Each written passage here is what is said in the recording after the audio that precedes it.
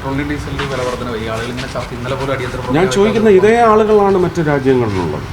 നമ്മളത് മാക്സിമം ആദ്യം ഒരു 9 രൂപ 94 പൈസ കൂടിയ സമയത്ത് അത് മുഴുവൻ കേന്ദ്ര സർക്കാർ പരിഹാരം ചെയ്തുകൊണ്ട് ടാക്സ് പിരിക്കാതെ അത് ഓയിൽ കമ്പനിക്ക് നൽകിക്കൊണ്ട് ജനങ്ങളുടെ മേൽ അടിച്ചേൽപ്പിക്കാത്ത ഒരു തന്ത്രമാണെന്ന് ആവിഷ്കരിച്ചത്.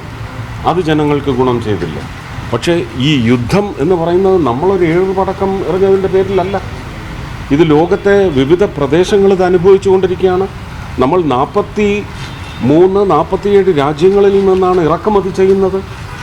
മോദി 5 രാജ്യങ്ങൾ സന്ദർശിക്കുന്നതിന് വേണ്ടി പുറപ്പെട്ടപ്പോഴും അതിൻ്റെ ചെലവന്വേഷിച്ച സമൂഹം ആ 5 യാത്രയിലൂടെ നമുക്ക് ഒരുപക്ഷെ ഇതിന് വേണ്ടുന്ന കരുതൽ വെസ്റ്റ് ഏഷ്യൻ ക്രൈസിസിലൂടെ നമ്മൾ പഠിച്ചെങ്കിൽ എന്ത് നടപടിയാണ് സ്വീകരിച്ചത്, എന്ത് മുന്നേറ്റമാണ് ആ 5 രാജ്യങ്ങളിലെ സന്ദർശനത്തിലൂടെ.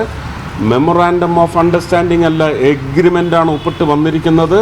അടുത്ത 2030 വരെയുള്ള നമ്മുടെ സ്ട്രാറ്റജിക് പെട്രോളിയം റിസർവിന് ശക്തമായ പിന്തുണ നൽകുന്ന വലിയ നീക്കമാണ് UAE നടത്തിയിരിക്കുന്നത്. നമ്മുടെ നഴ്സിംഗ് പഠിച്ചിറങ്ങുന്ന സഹോദരിമാരുടെ അല്ലെങ്കിൽ കുഞ്ഞു മക്കളുടെയൊക്കെ എണ്ണമെന്ന് പറയുന്നത് ക്രമാതീതമായി വർദ്ധിച്ചുകൊണ്ടിരിക്കുകയാണ്. അവർക്കെല്ലാം ഇന്ത്യയിൽ തന്നെ ജോലി, അല്ലെങ്കിൽ ഇന്ത്യയിൽ ഇന്നും 18,000 രൂപയ്ക്ക് ജോലി എടുക്കുന്ന ഒരു നേഴ്സിന് മുന്നോട്ട് എന്ത് ഗതി, അതിനുള്ള നീക്കവും നടത്തിയിട്ടുണ്ട്. അത് ഇറ്റലി ആയാലും നോർവേ ആയാലും ഇവിടെയൊക്കെ അതിനുള്ള മുന്നേറ്റവും അദ്ദേഹം നടത്തിയിട്ടുണ്ട്. അപ്പോൾ അങ്ങനെ രാജ്യത്തിൻ്റെ പണം ചിലവാക്കി ഒരു യാത്ര നടത്തുന്നത് രാജ്യത്തിന് വേണ്ടി മാത്രമാണ്.